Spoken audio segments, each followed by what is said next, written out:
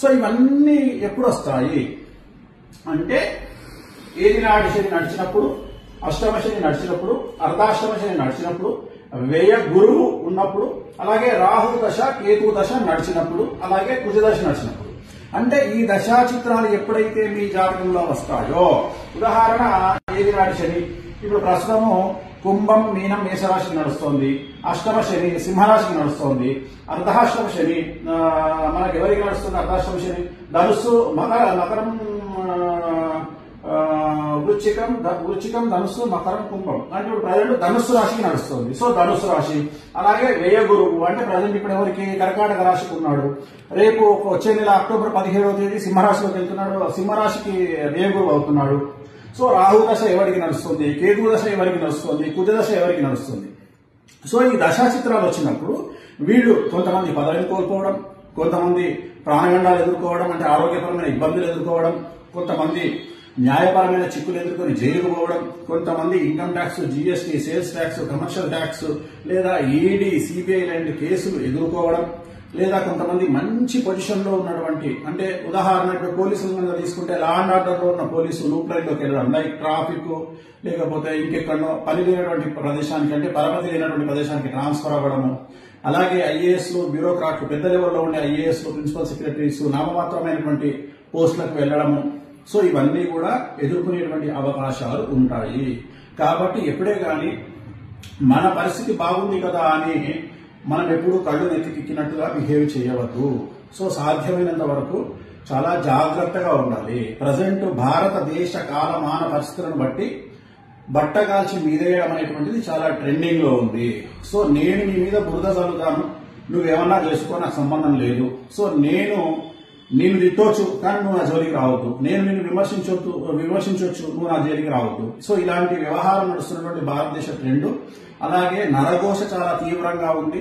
ఒక కారులో మీరు ఎక్కిపోతున్నా, మీ ఫ్యామిలీ వెళ్తున్నా చూసి తట్టుకునేటువంటి జనాలు లేరు. అది స్నేహితులైనా, బంధువులైనా, మన వాళ్ళు ఎవరైనా సరే.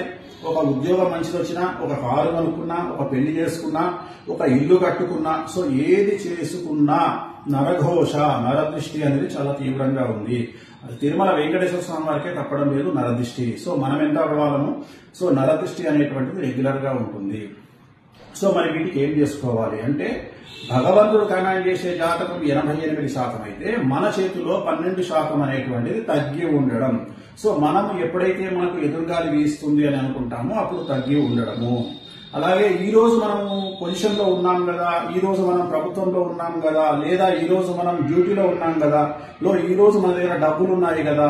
సో ఇలాంటి ఆలోచనలు చేయకండి. దీన్ని జాతక విశ్లేషణ, దేశ కాలమాన పరిస్థితుల విశ్లేషణ రెండింటినీ కలిపి నేను చెప్తా ఉన్నాను. ఎందుకంటే నా దగ్గరికి చాలా మంది వస్తుంటారు.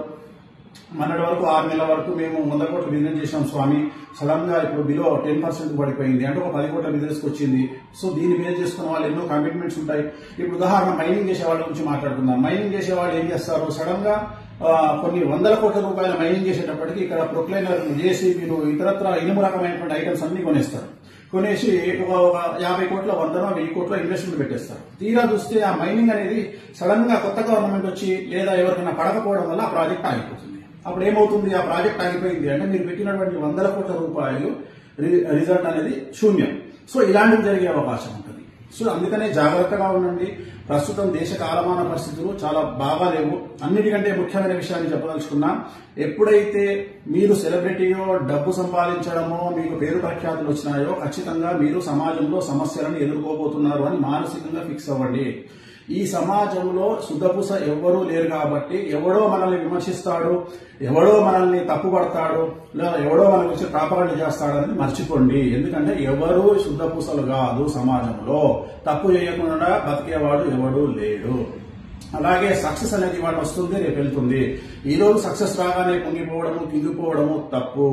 సక్సెస్ ఎలా కొట్టాలని ఆలోచించండి. ఒక సినిమా హీరో మీకు తెలియకపోవచ్చు, సినిమా హీరోలు ఫెయిల్ అయితే సంవత్సరం నుండి కూడా బయటికి రానటువంటి సినిమా హీరోలు నాకు తెలుసు. అలాగే మంత్రి పదవులు కోల్పోయి ఎమ్మెల్యేలుగా ఓడిపోయి సంవత్సరాలు ఇంట్లో ఉండి డిప్రెషన్కి లోనైనటువంటి రాజకీయ నాయకులు నాకు తెలుసు. అలాగే లవ్ ఫెయిల్యూర్ అయ్యి నమ్మినవాడు మోసం చేసిన హీరోయిన్లు నాకు తెలుసు. సో ఇలా చాలా మంది చాలా రకాలుగా నా దగ్గరికి వస్తుంటారు. సో ఎందుకు చెప్పాలనుకుంటున్నానంటే జాతకాన్ని కూడా మనం 12% స్వయంకృతాపరాధం అంటాం. అంటే గాలిలో దీపం పెట్టి దేవుడు ఏమంటాడంటే దేవుడా అని చెప్పి మనం ఆశించొద్దంట. మన ప్రయత్నం మనం చేయాలంట. ఏం చేస్తున్నాము?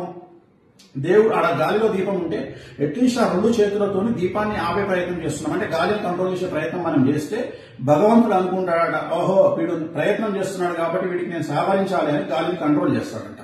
సో నేను అనేది పాయింట్ ఏంటంటే మనకు భగవంతుడు సహాయం ఎలాగో ఉంటుంది, కానీ మనం చేసే ప్రయత్నం మానవ ప్రయత్నం మిస్ అవుతుంది. ఆ ప్రయత్నాన్ని చెయ్యండి. చాలా మంది మేము కష్టపడి పైకి వచ్చినామంటారు. కష్టపడి పైకి వచ్చినామనే మాట ఇక మీదట మాట్లాడకండి.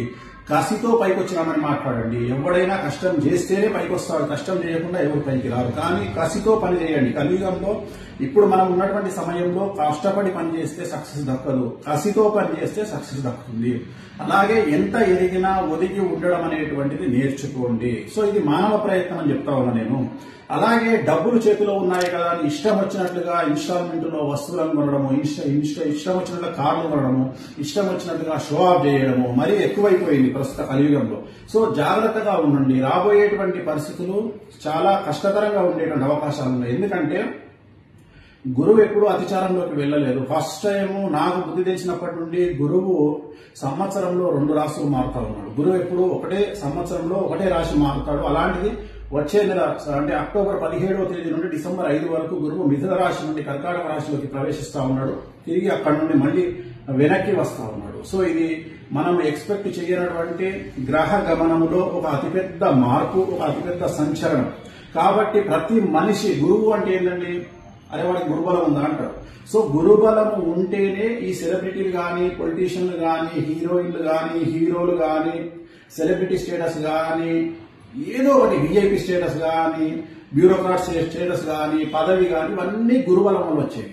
సో ఇప్పుడు రాబోయేటువంటి 48 రోజుల పాటు గురువు తాను సడన్ గా ఒక రాశిలోకి నుండి ఇంకో రాశిలోకి వెళ్ళి మళ్ళీ వెనక్కి వస్తా ఉన్నాడు. అంటే ఉదాహరణ మనం విమానం నడిపేటప్పుడు, కారు నడిపేటప్పుడు, పడవ నడిపేటప్పుడు, ఏదైనా ప్రయాణం చేసేటప్పుడు సడన్ గా ముందుకెళ్తున్నటువంటి బండిని సడన్ గా బ్యాక్ గేర్ వేస్తే, వెనకకి గేర్ మారిస్తే ఒక్కసారి ఏమైపోతుంది, క్రాష్ అయిపోతుంది. సో అలాంటి ఒక సిచ్యువేషన్ మనకు రాబోతా ఉంది. ఆర్థికంగా ఏదైనా సంచలనం జరగవచ్చు.